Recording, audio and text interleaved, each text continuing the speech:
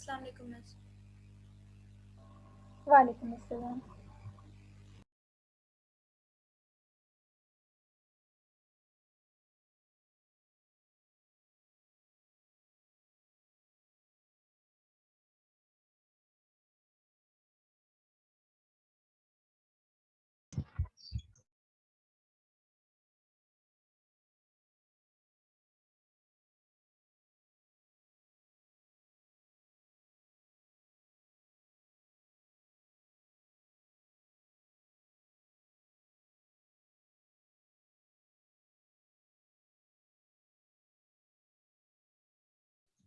अस्सलाम वालेकुम।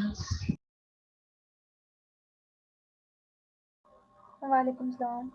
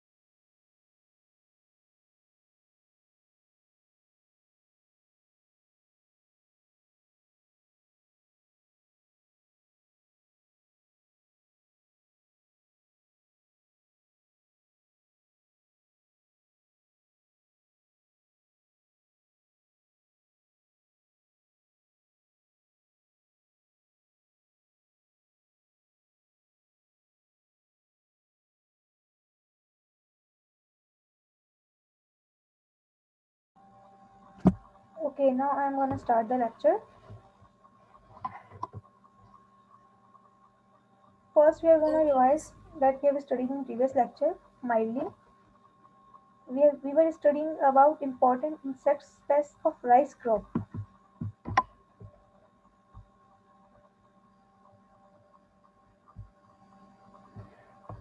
इनमें पहली कैटेगरी है स्टेम बोरर्स की।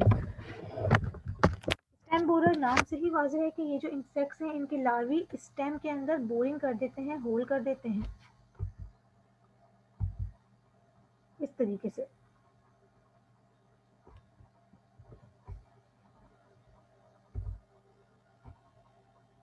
मतलब how much damage they can cause, you can see it here. पूरे का पूरा लार्वी जो है वो स्टेम के अंदर ग्रो करता है, स्टेम को बोर करके, और इस तरीके के डेड हार्ट या वाइट हार्ट फिर प्रोड्यूस होते हैं। इनके जो हेड्स हैं, बाली जिसे बोलेंगे हम, जो फ्रूटिंग बॉडीज हैं उनके अंदर कोई भी फूड प्रोड्यूस नहीं होगा, यानी सीडलिंग नहीं बने, सीड नहीं बनेगा। मेथड जो है वो कंट्रोल के जो है वो ओवरऑल 3 बेसिक मेथड्स होते हैं डिजीज को कंट्रोल करने के लिए: cultural, biological and chemical. Cultural हम ये टॉपिक डिटेल में पढ़ेंगे फर्दर, बट इनिशियली अभी आपको इतना जान लीजिए कि कल्चरल मेथड से मुराद ये होती है कि आपकी हैंडलिंग प्रैक्टिसेस अच्छी हों, आप जो भी इर्द गिर्द जो एक्स्ट्रा क्रॉप्स हैं उन्हें हटा दीजिए, या जो ऑल्टरनेट होस्ट क्रॉप्स हैं उन्हें रिमूव करें, और आपके जो भी हैंडलिंग प्रोसीजर्स हैं वो नीट एंड क्लीन हो, जितने भी आपके जो क्या कहना चाहिए, मशीनरी जो आप यूज़ कर रहे हैं वो जो है वो डिसइंफेक्टेड हो। इस तरीके की प्रैक्टिसेस होती हैं। इसके अलावा कुछ और कल्चर के अंदर ही कुछ और फिजियोलॉजी के फिजिकल मेथड इन्वॉल्व हो जाते हैं, जिसके अंदर मल्चिंग वगैरह एक्स्ट्रा चीज़ें इन्वॉल्व हैं जो हम इंशाल्लाह डिटेल में पढ़ेंगे। फिर बायोलॉजिकल कंट्रोल है। बायोलॉजिकल कंट्रोल का मतलब कि किसी और ऑर्गेनिज्म को यूज़ करना, किसी और ऑर्गेनिज्म को कंट्रोल करने के लिए, इनहिबिट करने के लिए।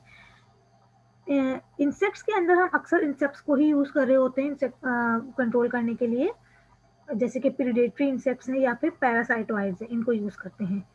तो ये स्पीशीज जो है वो डिफाइंड है, पता है, तो इनका बार दफ़ा कल्चर भी तैयार करके रखा जाता है कि जिस वक्त हमें लगे कि ये पेस्ट फैलने वाला है तो उसके अगेंस्ट कोई पर्टिकुलर प्रीडेटर या पैरासाइटोइड लॉन्च कर दिया जाए, रिलीज कर दिया जाए, और नेचुरली भी प्रेजेंट होते हैं ऑब्वियसली। इसके अलावा फंगस जो है वो हेल्प आउट करते हैं इंसेक्ट्स लार्वी को कंट्रोल करने के अंदर। बैक्टीरियाज जो हैं वो यूज़ होते हैं बाज़ दफ़ा, जैसे कि हम यहाँ पे देख सकते हैं बैसिलस thuringiensis जो है वो इसको यूज़ किया गया है। बैसिलस thuringiensis जो है वो बहुत इंपॉर्टेंट बैक्टीरिया है, इसको हम बीटी भी कहते हैं शॉर्ट फॉर्म में, और इसके जीन की मदद से, क्योंकि इसके अंदर एक पर्टिकुलर केमिकल प्रेजेंट होता है, टॉक्सिक जीन्स होते हैं इसके अंदर जो कि एक टॉक्सिन प्रोड्यूस करते हैं, that helps to improve the immunity of the plant. इनमें से जीन लेके इनोकुलेट किया गया है कॉटन के अंदर, इससे बनाई गई है बीटी कॉटन। ओके, इसमें एक्स्ट्रा इन्फो है जो कि आपके कोर्स से रिलेटेड है बिल्कुल। अभी के लिए एक्स्ट्रा है क्योंकि अभी हम कॉटन क्रॉप नहीं पढ़ रहे हैं। अच्छा जी, फिर केमिकल कंट्रोल्स होते हैं। केमिकल कंट्रोल का मतलब सिंपली इंसेक्टिसाइड्स एंड पेस्टिसाइड्स का यूज़ करना। There are various types of insecticides and pesticides, उनके मटेरियल के हिसाब से, यानी कॉपर बेस्ड है, जिंक बेस्ड है, कौन सा इनके अंदर एलिमेंट प्रेजेंट है, इस तरीके के, और फिर इनके यूजेज के हिसाब से कि स्प्रे बेस्ड हैं, फोलियर है, यानी अपर पार्ट पे करनी है प्लांट की, या फिर इन्हें ज़मीन में मिक्स करना है, और मतलब सिस्टमिक है या नॉन सिस्टमिक है। जो आप वाटर के थ्रू दे रहे होते हैं, वाटर में मिक्स करके ज़मीन में इंसेक्टिसाइड दे रहे हैं अगर आप, तो वो इंसेक्टिसाइड्स सिस्टमिक इंसेक्टिसाइड्स कहलाते हैं, क्योंकि वो सिस्टम में एंटर होके वर्क करते हैं प्लांट के, rather than killing it superficially, कि आपने स्प्रे कर दिया लीव्स के ऊपर तो फोलियर हो गया, ठीक है, वो सिस्टमिक नहीं हुआ। तो this is a very basic category जो मैंने आपको अभी बताई है। हाँ, मैनेजमेंट और इंटीग्रेटेड मैनेजमेंट, एक प्रॉपर मैनेजमेंट का जो टॉपिक है वो आप डिटेल में स्टडी करेंगे, and you will have to learn that for exam perspective also. Then further yellow stem borer again, इसकी सिर्फ स्पेशल डिफरेंस है, ये भी बोरर है, ठीक है, बोर कर देता है स्टेम के अंदर लाइक दैट। मैनेजमेंट अगेन सबकी वही है, कल्चरल मेथड्स आप कर सकते हैं, हर किसी के लिए अलग अलग केमिकल कंट्रोल भी प्रेजेंट हैं। ज़्यादातर के अंदर ज़्यादातर इंसेक्ट जो हैं वो विटाको नाम के पेस्टिसाइड से कंट्रोल हो जाते हैं।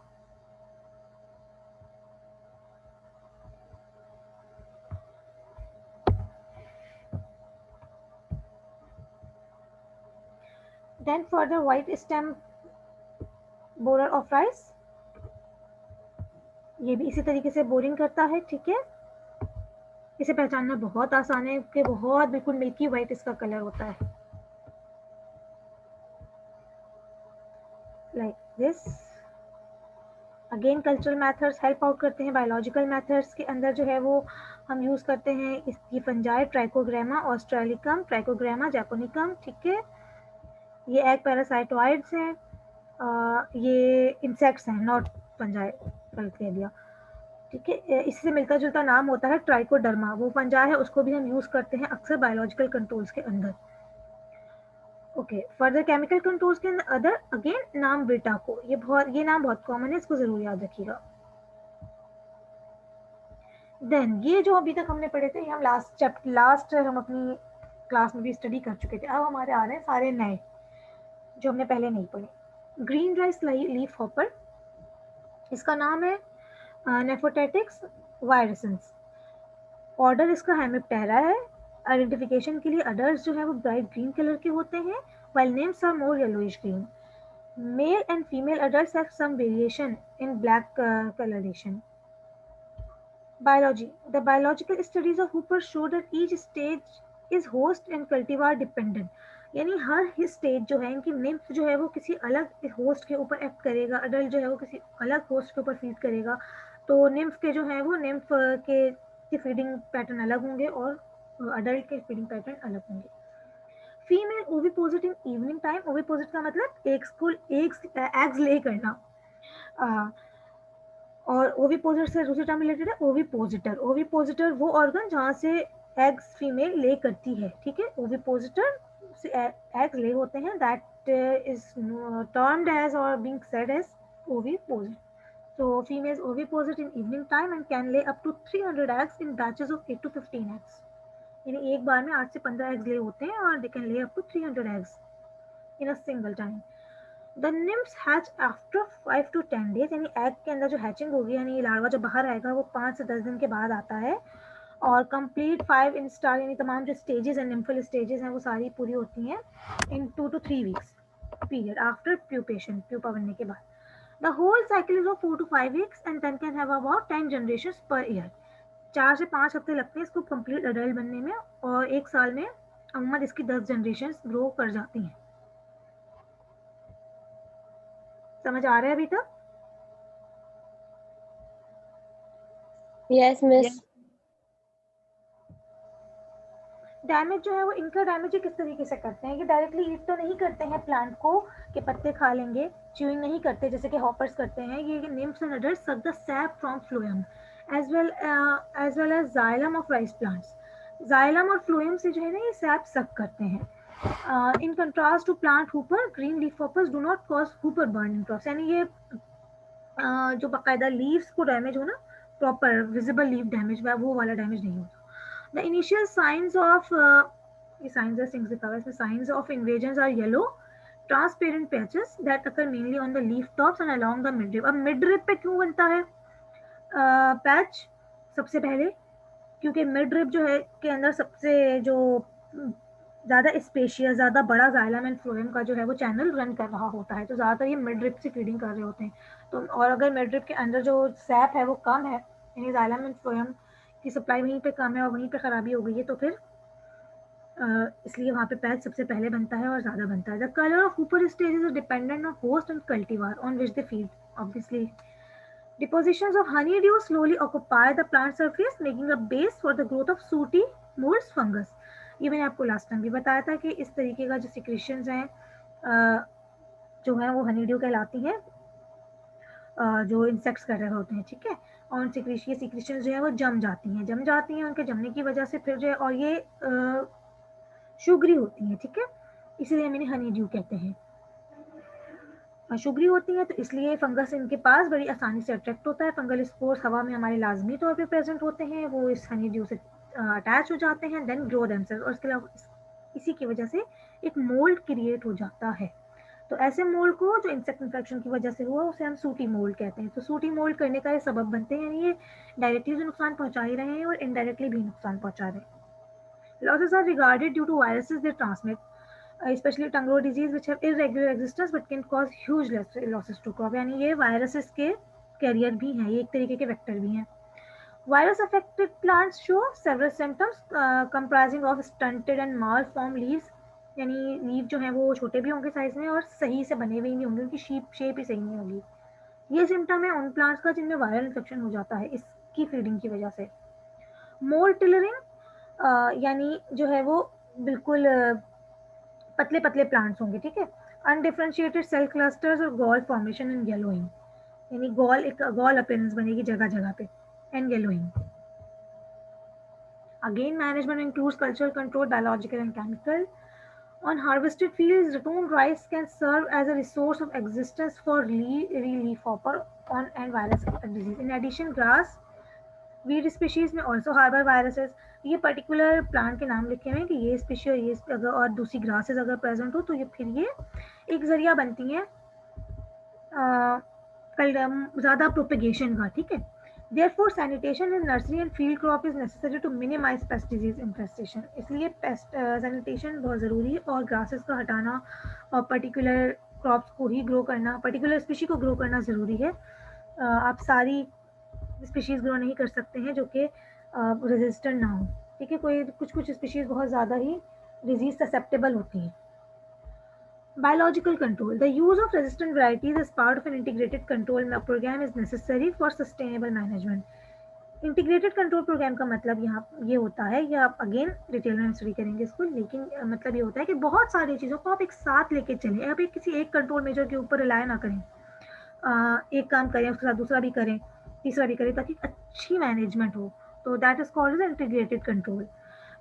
is necessary for sustainable management of green leaf hopper, the pathogens या entomofungus भी कह सकते हैं आप, इनको भी यूज किया जा सकता है। यानी वो पैथोजेंस, वो फंजाई जो कि इंसेक्ट के ऊपर फीड करें, ठीक है। ये प्रीडेटरी फंजाई भी कहलाते हैं।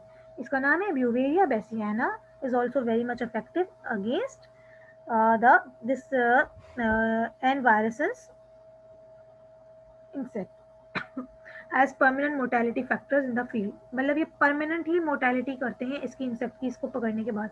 ऐसा नहीं है कि थोड़ी देर के लिए इसको पैरासिटाइज किया और फिर छोड़ दिया, नहीं, कंप्लीट मोर्टेलिटी होती है। The use of predators and parasitoids should also be encouraged in the field to avoid insecticide resistant development in insects. Integrated management का मकसद ये होता है और बायोलॉजिकल कंट्रोल इस्तेमाल करने का मकसद बेसिकली यही होता है कि हम इनकरेज करें इन चीज़ों को। क्यों करें? ताकि पेस्ट का, केमिकल का यूज़ कम से कम हो। अब केमिकल का यूज़ करने से होता ये है कि एक रेजिस्टेंस डेवलप हो जाती है इंसेक्ट के अंदर। वही वाली बात जो हम ह्यूमन में कहते हैं कि एंटीबायोटिक के ज़्यादा इस्तेमाल से क्या होगा, आप एंटीबायोटिक रेजिस्टेंट हो जाएंगे, फिर वो एंटीबायोटिक आप पे काम नहीं करेगी। इसलिए इंसेक्ट्स हो गए या बैक्टीरियाज हो गए, ये जितनी भी चीज़ें हैं लिविंग ऑर्गेनिजम्स, पैटर्न प्रेजेंट है इनके अंदर कि अपने अंदर रेजिस्टेंट डेवलप करते हैं हर चीज़ के खिलाफ। तो अगर आप केमिकल्स का ज़्यादा इस्तेमाल करेंगे तो एक टाइम आएगा कि वो केमिकल असर ही करना छोड़ देगा, क्योंकि जो जो नई जनरेशन प्रोड्यूस हो रही होगी वो पिछली से ज़्यादा रेजिस्टेंट होगी। So it is better to use biological control more rather chemical. लेकिन हमें केमिकल्स का यूज़ करना ही पड़ता है समटाइम बल्कि अक्सर टाइम, क्योंकि बायोलॉजिकल कंट्रोल को बाज़ दफ़ा आप इतने अच्छे से इनकॉर्पोरेट नहीं कर पाते। आपकी टाइम मैनेजमेंट अगर आगे पीछे हो गई कंट्रोल करने के लिए और इन्फेक्शन फैल गया तो फिर अगेन केमिकल के ऊपर जाना पड़ता है, सही। और दूसरी चीज़ ये कि बायोलॉजिकल कंट्रोल बाज़ दफ़ा कंट्रीज़ के अंदर इतने अच्छे से इनकॉर्पोरेट किए ही नहीं गए होते जिन्हें इदारों को करना चाहिए या फार्मर्स को नॉलेज प्रोवाइड करें, तो वो काम इतने अच्छे से नहीं होता। But researches are going on towards this कि केमिकल्स का यूज़ कम से कम किया जाए और बायोलॉजिकल कंट्रोल पे एम्फेसिस किया जाए। और उससे भी अच्छा होता है कि कल्चरल प्रैक्टिसेस आपकी अच्छी हों। कल्चरल प्रैक्टिसेस के अंदर अगेन आप इंटर क्रॉपिंग करें, आप सही टाइम पे सोइंग करें, पानी के मैनेजमेंट आप ठीक करें, तो फिर आप जो है वो इन्फेक्शन से बच सकते हैं। केमिकल कंट्रोल के अंदर यानी इंसेक्टिसाइड जो यूज़ किए जाते हैं वो विटाको एंड पाइमेट्रोजिन, ये फेमस है इसके कंट्रोल के लिए। Then further brown plant hopper, Nilaparvata lugens, Hemiptera इसका ऑर्डर है। Identification, adults are found in both macropterous and brachypterous condition, यानी छोटे भी विंग्स हो सकते हैं, लंबे भी हो सकते हैं। These dimorphs of wings may be attributed to overcrowding during their developmental period और आल्सो फूड, यानी किसी का विंग बड़े हैं किसी के विंग छोटे हैं। ये जो डायमॉर्फिज्म है, यानी डायमॉर्फिज्म का मतलब, I hope you get it, एक ही चीज की दो डिफरेंट फॉर्म्स, ठीक है, फिजियोलॉजिकल मॉर्फोलॉजी, मतलब जो मॉर्फोलॉजी है वो अलग अलग है एक ही चीज की, डायमॉर्फिज्म कहला रही है।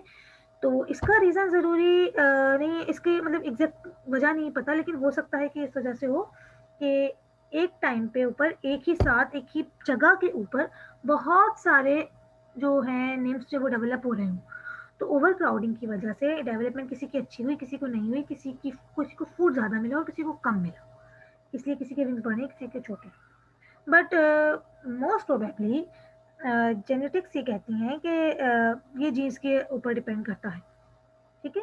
लेकिन इनकी रिसर्च लॉन्ग 2005 इन्होंने ये रिपोर्ट किया है कि अभी तक इन्हें ये लगता है या इन्होंने ये रिसर्च की है कि शायद इसका रीज़न ओवर क्राउडिंग है rather than jeans.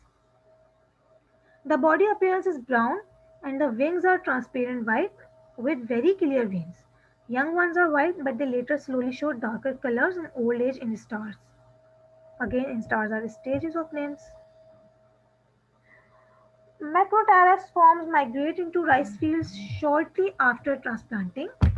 They colonize the new fields. And produce young ones, and most of the females develop as short wing. And males are long wing, ये भी देखा गया है डिफरेंस के, ज़्यादातर जो मेल्स हैं उनके लॉन्ग विंग्स होते हैं और फीमेल के छोटे। The adult mate on the day of emergence and female start egg laying on the following day. They lay around 300 to 350 eggs in groups of 5 to 15 eggs. Again, there is nothing too much difficult in that.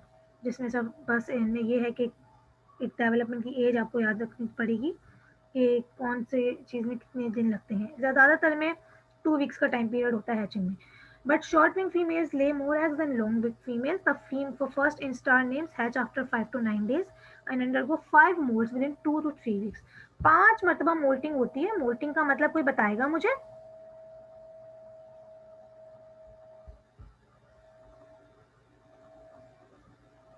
Miss skin shade of होती है उनकी। जी, 5 मरतबा जो है अपना size यानी increase करेंगे और इनका जो आउटर स्ट्रक्चर है जिसे हम कहेंगे एक्सोस्केलेटन, वो शेड ऑफ होता है और नया बनता है। तो 5 बार होता है ऐसा, बहुत तेजी से होता है, विद इन 2 to 3 वीक्स ही होता है। They have total adult life span of 10 to 30 days and produce 3 to 6 generation पर क्रॉप। एक क्रॉप के ऊपर ये 6 बार रिप्रोड्यूस कर सकते हैं, ठीक है। एक जनरेशन प्रोड्यूस होगी, वो दूसरी करेगी, दूसरी तीसरी करेगी, तीसरी चौथी, चौथी पांचवी, पांचवी छठी, ठीक है। और इनका लाइफ स्पैन जो है वो 10 से 30 दिन का होता है।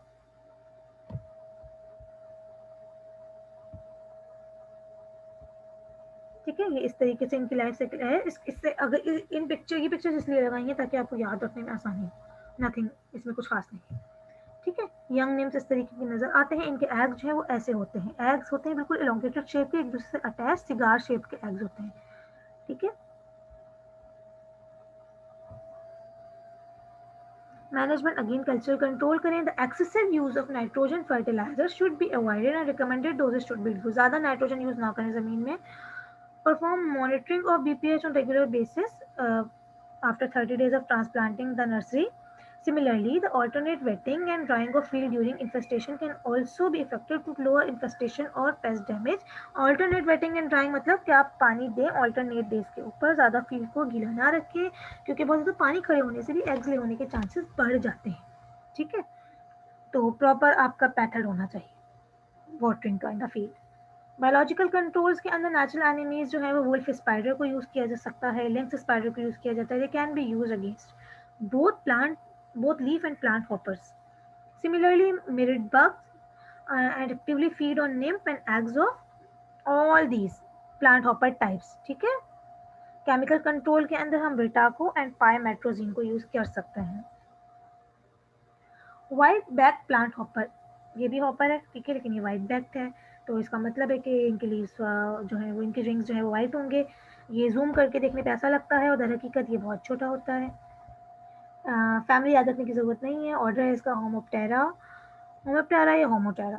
Identification: the young nymphs are off-white in color, but with the passage of time they develop prominent dark grey and black patterns on their abdomen near maturity. जब ये बड़े हो जाते हैं तो इस तरीके की इनकी जो एब्डोमेन है वो थोड़ा सा डार्क कलर का हो जाता है, विंग्स के अंदर से झलक रहा है।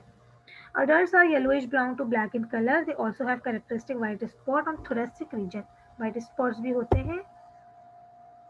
बायोलॉजी के मेल्स जो है वो मैक्रोटेरस होते हैं, 5 females are brachypterous. The female has ability to lay 110 to 350 eggs, which require 5 to 10 days for hatching. इतने ज़्यादा एग्स ले हो जाते हैं और 5 से 10 दिन में इनकी हैचिंग हो जाती है. उसके बाद निम्स जो है वो start dispersing just after hatching at the plant base. जैसे ही निम्स जो है वो निकलता है एग से, जैसे ही हैचिंग होगी वैसे ही प्लांट की बेस से जहाँ पे भी इनकी हैचिंग हुई है वहाँ पे ये फौरन ही सैप जो है वो सक करना शुरू कर देते हैं प्लांट से. दे पास 5 निम्फल स्टेजेस, 5 बार यानी इनकी मोल्टिंग होती है, ठीक है, और 12 से 18 दिन लगते हैं इस पूरे काम में, यानी 2.5 हफ्ते समझ लें, टू बिकम अडल्ट. और अडल्ट हो जाते हैं ये 4 से 10 दिन में, फिर ये बिल्कुल अडल्ट साइज में आ जाते हैं. देयर में भी 5 जनरेशन ऑफ दिस इंसेक्ट पर राइस सीजन. एक क्रॉप के ऊपर एक सीजन के अंदर ही इनकी 5 जनरेशन बन सकती हैं. अच्छा, इसीलिए इंसेक्ट जो है वो बहुत ज़्यादा डैमेज कॉज करते हैं अगर इनकी इन्फेस्टेशन हो जाए किसी जगह, क्योंकि इनकी जो वो है डेवलपमेंट पैटर्न वो बहुत फास्ट होता है, एक साथ बहुत सारी जनरेशन आ जाती हैं, इसलिए इनको कंट्रोल करना बहुत ज़रूरी है. इस तरीके से ये इनकी लाइफ साइकिल है. अगेन एग्स इनके बिल्कुल वैसे ही लगते हैं जैसे कि पहले वाले हॉपर के थे, ठीक है, शक्ल इनकी अलग है, और जब ये अडल्ट होते हैं तो ये थोड़े ब्लैकिश और वाइटिश मिक्स स्पॉटिंग इनके ऊपर आप ऑब्जर्व कर सकते हैं.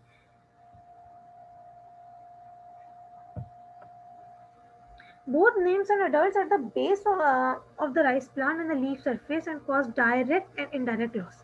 डायरेक्ट लॉस यानी सब फिट करेंगे, इनडायरेक्ट लॉस क्योंकि सूटी मोल्ड प्रोड्यूस होगा due to honey dew. The infested plants turn yellow. The infestation at panicle initiation stage of rice can decrease number of grains and panicle length. Panicle the fruiting जिसके अंदर दाने produce होंगे, ठीक है, inflorescence जिसे हम कहते हैं इसके अंदर राइस सीड प्रोड्यूस होता है. पैनिकल जो है वो अगर बन रहा है उस वक्त जो है उसी वक्त इन्फेस्टेशन हो रही है पेस्ट की, तो फिर जो पैनिकल की तादाद भी कम होगी और उसकी लेंथ भी अच्छी नहीं होगी. The damage of plant may be influenced by in such plants which may possess less nitrogen constituents impacting the plant hoppers. 1 second.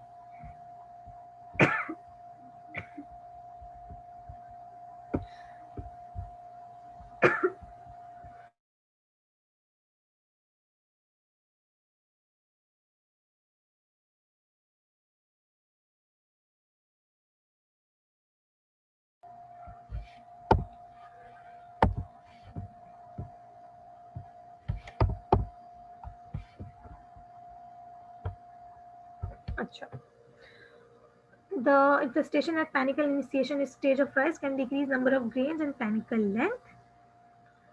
Damage जो है वो उसकी वजह ये भी हो सकती है कि क्रॉप को जो है वो कम नाइट्रोजन मिल रहा है. अमाउंट जो है वो ज़्यादा भी नहीं होना चाहिए क्रॉप में और कम भी नहीं होना चाहिए. द पॉइंट इज दिस, ऐसा भी नहीं है कि आप फर्टिलाइजर भर भर के डाल दें और ऐसा भी नहीं है कि बिल्कुल दें ही नहीं. Serious invasion of this pest may cause yellowing and then wilting of leaves, typically termed as hooper bind. इनकी वजह से जो प्लांट येलो हो जाता है उसके लीव्स जो है वो बिल्कुल विल्ट हो जाए, यानी पानी ऐसा लगे पानी की किल्लत है, बिल्कुल लटक जाए, सूख जाए. इस पर्टिकुलर कंडीशन को हम कहते हैं Hooper bind with subsequent deaths of plants. And obviously अगर बहुत ज़्यादा इन्फेस्टेशन है, बहुत ज़्यादा येलोइंग है, बहुत ज़्यादा विल्टिंग है, तो प्लांट की डेथ हो जाएगी. मैनेजमेंट आप इसकी केमिकल कंट्रोल के जरिए अच्छे से कर सकते हैं, ठीक है. ये इनके पेस्टिसाइड्स के नाम है इमिडाक्लोप्रिड, वेटाको एंड पाइमेट्रोजिन.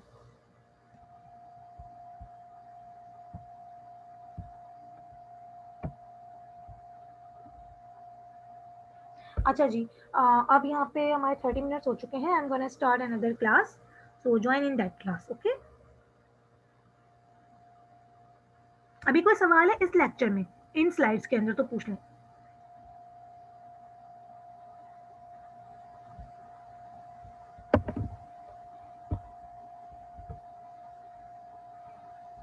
No miss.